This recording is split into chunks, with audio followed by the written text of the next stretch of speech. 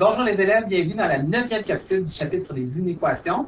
Alors aujourd'hui, on est dans les problèmes écrits. Donc là, tu as déjà travaillé sur les problèmes écrits à la dernière période. Je ne sais pas, tu en étais rendu où. Aujourd'hui, là, je vais repasser avec toi ces problèmes-là, juste pour voir un peu les difficultés que tu pourrais avoir. Si on était en classe, probablement qu'on aurait interagi à ce sujet-là ensemble, donc je vais le faire dans cette capsule-là. Donc, au numéro 1, je pense que tu vas très très bien t'en sortir, ça doit bien se passer. Numéro 2, on est encore dans quelque chose d'assez facile. Au numéro 3, ça ressemble beaucoup à l'exemple qu'Ariane a fait toi dans la dernière capsule, donc ça devrait bien aller aussi. Je t'amène plutôt au numéro 4. Le numéro 4, pourquoi j'arrête sur lui, est un peu étrange. Donc, je vais le partir avec toi, puis d'après, tu vas être capable de bien le finir après ça. Donc, première chose, il faut nommer les inconnus. Donc, allons lire. Julie mesure 10 cm de moins que Frédéric. Donc, il y a deux personnes, on a deux inconnus. Là, mesure, c'est qu'on parle de leur grandeur. Donc, il y a la grandeur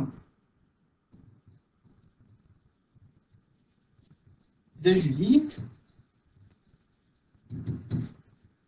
et la grandeur de Frédéric.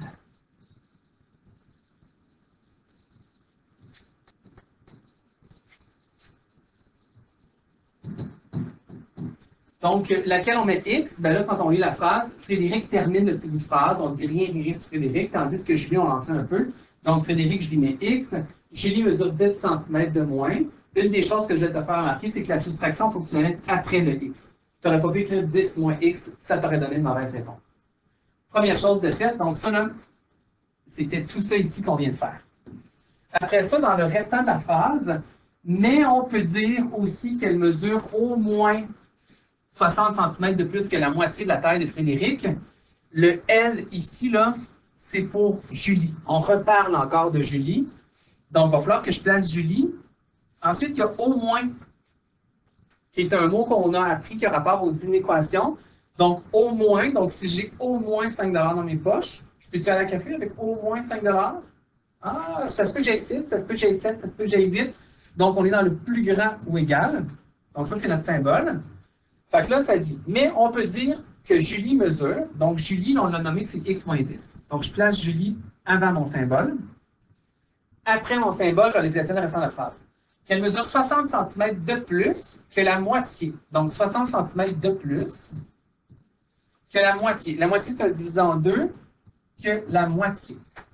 Donc, j'ai mis une demi-X, on aurait pu mettre 0,5X, c'est la même chose. Donc là, ici, tant qu'on viendra, c'était un peu bizarre de la façon dont c'était dit. C'est peut-être de faire l'équation qui est difficile. La résoudre, tu vas être très très bon pour y arriver. D'ailleurs, je te la laisse terminer. À la fin de la capsule, je te mettrai le corrigé pour que tu puisses voir si tu as la bonne réponse.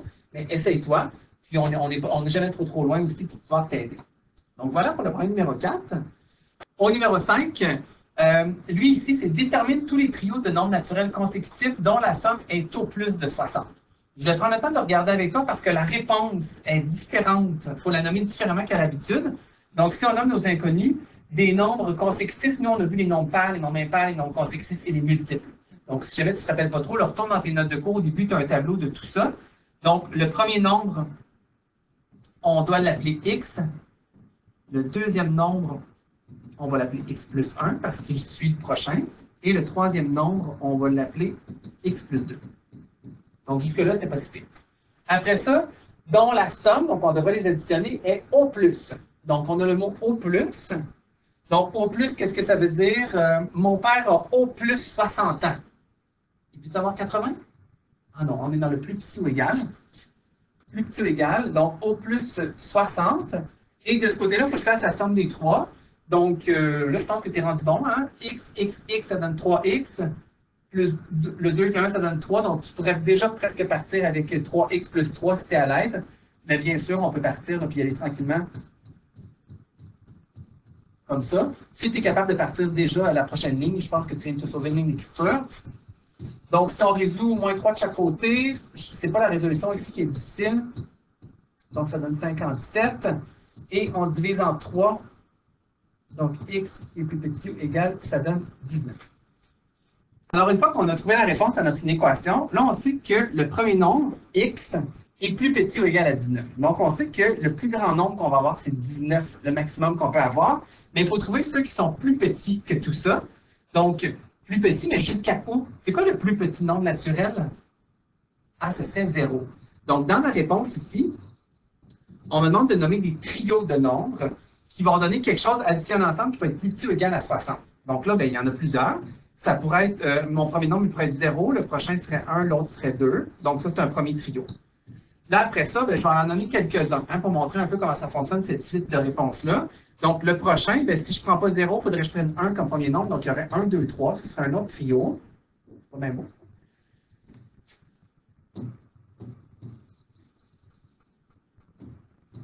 Voilà, un peu mieux comme ça. On en nomme toujours 3 pour voir un peu la suite. Donc, je vais en nommer le prochain. Donc là, 1, 2, 3, j'aurai 2, 3, 4.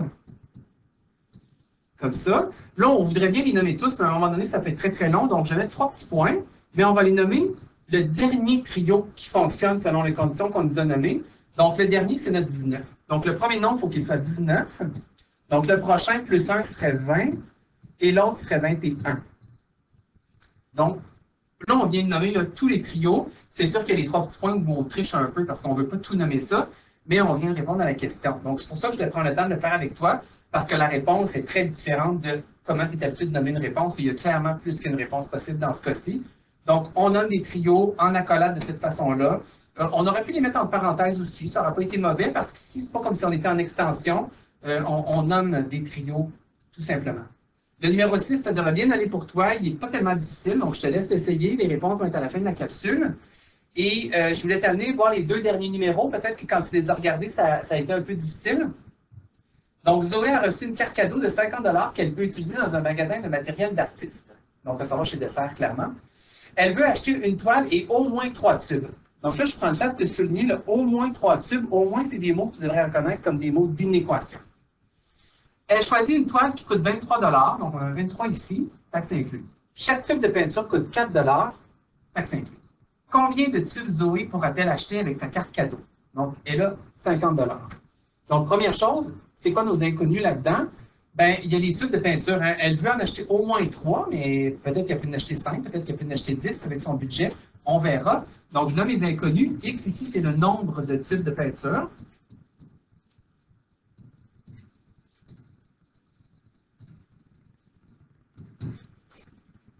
Et ben, on a déjà une première inéquation. Fait que là, je vais l'écrire un peu différemment. Première inéquation.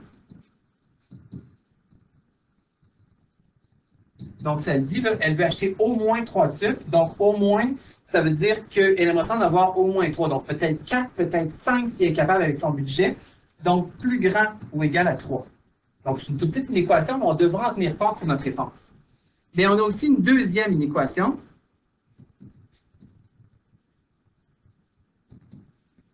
Et là, l'inéquation, dans le fond, elle a une carte cadeau de 50 $. Donc là, ici, ça impliquait qu'elle ne peut pas dépenser plus que 50 $. Hein?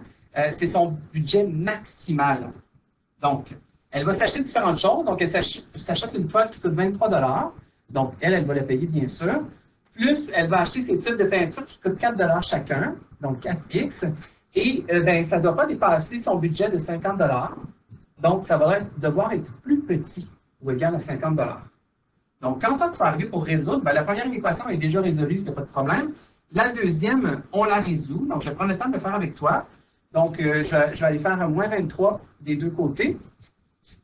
Donc, mon symbole ne change pas. J'ai 4x à gauche. Donc, j'enlève 3, j'arrive à 47. Donc, j'arrive à 27 comme ça ici, quand j'enlève le 23. Et je divise en 4. Donc, j'ai ma calculatrice pas trop loin, toi aussi, hein, j'imagine. Donc, 27 divisé en 4, ça donne 6,75. Comme ça ici. Là, le X, je te rappelle que c'est des tubes de peinture. Est-ce que ça se peut acheter 6 tubes et 3 quarts? Ça ne se peut pas. Donc, on va devoir les nommer un peu notre réponse. Donc là, évidemment, je pourrais faire ma vérification. Donc, je fais 23 plus 4 fois 6, c'est 75 pour voir que ça me donne bien 50. Puis, quand tu arrives à ta réponse, donc ici, c'est Zoé qui s'achète des choses. Donc, Zoé, je vais écrire une phrase. Donc, Zoé peut acheter. Donc, avec son 50 $, elle veut s'acheter au moins 3 tubes. Donc, est-ce qu'elle peut s'acheter 3 tubes? On vient de voir qu'avec son budget, elle peut s'en acheter jusqu'à 6 et 3 quarts. Mais là, évidemment, le 6 et 3 quarts, ce n'est pas possible pour un tube. Donc, on va arrêter ça à 6. Donc, elle peut s'acheter. Donc, 3, ça marche. 4 tubes, ça marche. 5, elle a encore assez d'argent. 6 aussi. Ben 7, on ne s'y rend pas. Donc, je vais fermer mon accolade. Donc, elle peut acheter 3, 4, 5 ou 6 tubes de peinture avec son budget.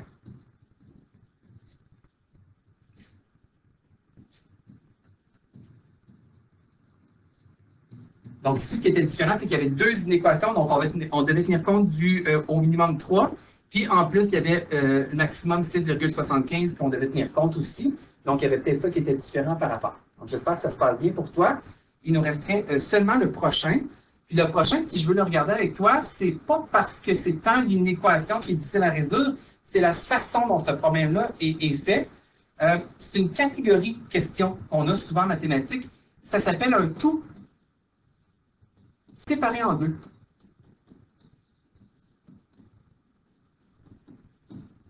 En deux. Fait que je te l'écris. Ça change complètement notre façon de résoudre. Fait que tu peux prendre le temps de te l'écrire toi aussi. Et on remarque ce genre de problème-là parce qu'il y a deux produits, il y a deux catégories de quelque chose. Donc là, une entreprise de menuiserie fabrique des chaises et des fauteuils. Il y a des chaises, il y a des fauteuils. Alors, on est dans ce genre de catégorie-là. Donc, l'entreprise de menuiserie fabrique 150 chaises et fauteuils de capitaine par jour. Est-ce que tu sais c'est quoi des fauteuils capitaine? C'est les fauteuils qui ont des bras, là. Tu sais, au bout des tables, habituellement, c'est ces fauteuils-là qu'on met. Ils sont toujours plus chers, ceux-là, quand on les achète. Elle a deux produits, les chaises qui coûtent 100 $ chacune et les fauteuils qui coûtent 160 $ chacun. L'entreprise souhaite que le montant des ventes soit supérieur. Donc, je mets tout de suite en couleur. On a un supérieur, c'est clair que ça va servir à notre inéquation, à 19 380 $. Et elle veut fabriquer plus de chaises, plus de chaises que de fauteuils. On va avoir une deuxième inéquation là aussi. Fait que je vais peut-être te séparer ça en deux tantôt pour qu'on traite les deux inéquations, mais nommons les inconnus d'abord. Donc, il y a des chaises, il y a des fauteuils. Donc là, on peut choisir. Donc, X, je vais mettre le nombre de chaises. Et ben, l'autre, ça va être le nombre de fauteuils. On peut l'écrire ici. Et là, ben, il faut prendre le temps de réfléchir à un peu comment on va nommer notre inconnu à ce moment-ci. Donc, ce qu'on sait, c'est qu'ils vont fabriquer 150 chaises et fauteuils. Les deux ensemble, ils vont faire 150. Donc, si je te dis qu'on ne fabrique pas de chaises, combien ils font de fauteuils? Ah, 150. Si je te dis qu'ils veulent fabriquer une seule chaise, ils vont faire combien de fauteuils? Ah, 149. S'ils veulent fabriquer 100 chaises, combien de fauteuils? Ah, 50. Là, toi, ce qu'il faut que tu trouves, c'est qu'est-ce qu'on fait pour trouver ce calcul-là. Donc, je vais mettre les chaises, je vais mettre les fauteuils, puis je te mets des exemples. Si on fabrique une chaise, ben, on n'a pas le choix de faire 149 fauteuils pour que ça donne 150.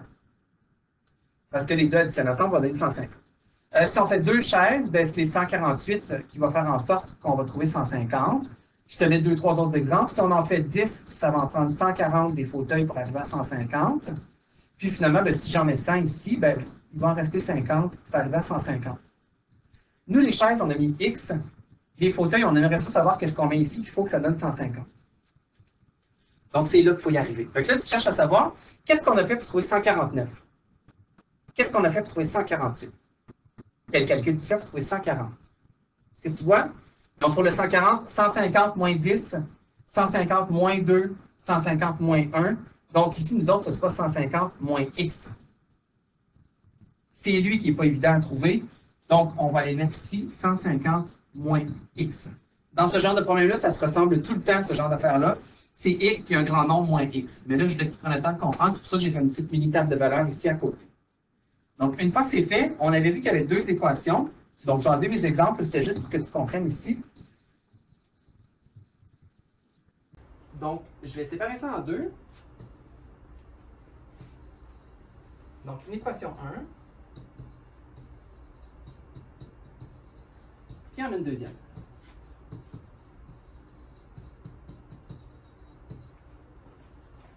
Alors voilà, donc la première inéquation, ben, dans l'ordre, je vois avec mon mot supérieur. Donc le supérieur, on peut tout de suite se poser la question, c'est quel symbole? Donc supérieur, c'est plus grand que. Donc je peux mettre un plus grand. Donc soit supérieur à 19 380. Donc je vais aller l'écrire. Donc ça, je pense que c'est la partie peut-être la plus facile. Il nous reste à placer qu'est-ce qui va à gauche. Donc là, 19 380, c'est de l'argent. Donc, il faut exprimer quelque chose à gauche, mais en argent. Donc, les chaises coûtent 100 $ chacune. Donc, les chaises, c'est X. Chacune coûte 100 $, donc je vais mettre 100 fois X, 100X. Plus, il faut que j'aille placer les fauteuils après. Les fauteuils coûtent 160 $ chacun, donc je vais les placer 160 $. Puis là, j'aurais tendance à vouloir mettre un Y, une deuxième variable parce que c'est des fauteuils. Mais là, ici, on les a appelés 150 moins X, donc je vais devoir écrire 150 moins X dans mon équation. Donc là, mon symbole est un peu collé. Je vais le refaire à la bonne place. Comme ça. Donc, l'équation est quand même un peu plus longue ici, hein? Alors, on va prendre le temps de la résoudre, puis on va aller voir un peu comment ça se nomme la réponse. Donc, j'ai 100x ici. Ça, il n'y a pas trop de problème. Ensuite, j'ai des multiplications à faire. Donc, j'en ai deux. Donc, 160 fois 150, ça donne 24 000. Avec un autre 0. Puis, le 160 fois moins x, ça donne moins 160x. Tout ça, c'est plus grand que 19 380. Donc là, il nous reste à résoudre l'équation. Il y aurait les x, des termes semblables. On peut les regrouper ensemble. 100 moins 160, ça donne moins 60x. Plus 24 000. C'est plus grand que 19 380. Et dans ce genre d'équation-là, puis d'inéquation, les deux genres de problèmes existent, on va arriver beaucoup avec des nombres négatifs. Donc là, mes termes en x sont à gauche. Je me débarrasse du terme constant, donc je vais faire moins 24 000 des deux côtés. Donc, il va me rester moins 60x à gauche, plus grand que, on a 19 380, moins 24 000, ça donne moins 4 620.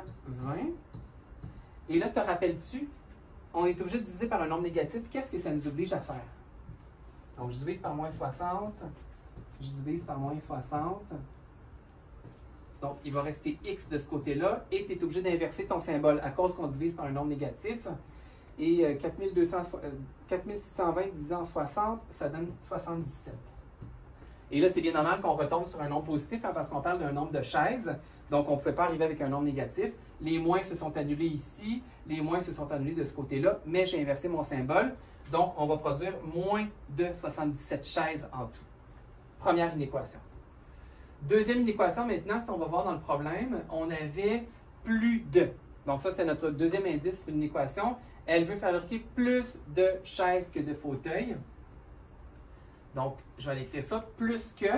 Donc, j'ai plus de 20 $. J'ai plus que, c'est plus grand que. Donc, ça, c'est notre symbole. Et elle veut fabriquer plus de chaises que de fauteuils. Donc, je vais mettre les chaises à gauche, les fauteuils à droite. Les chaises, c'est X. Les fauteuils, c'est 150 moins X. Comme ça ici. Donc, celle-là, c'est une toute petite inéquation. Donc, on va aller la résoudre.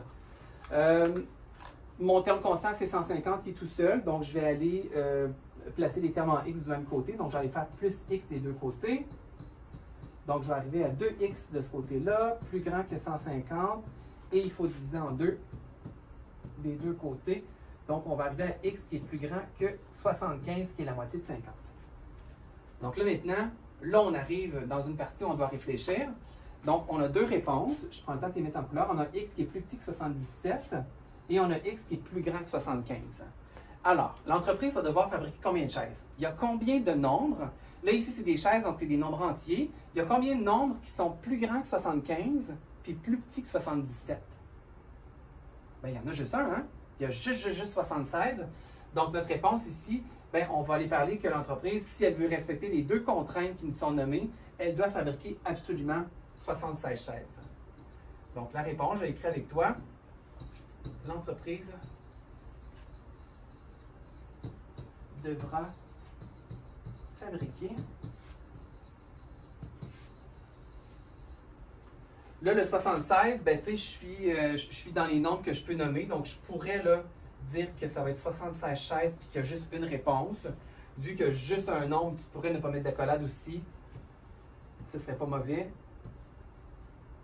Et voilà, ça termine le dernier problème. Alors là, tu en as à terminer aussi.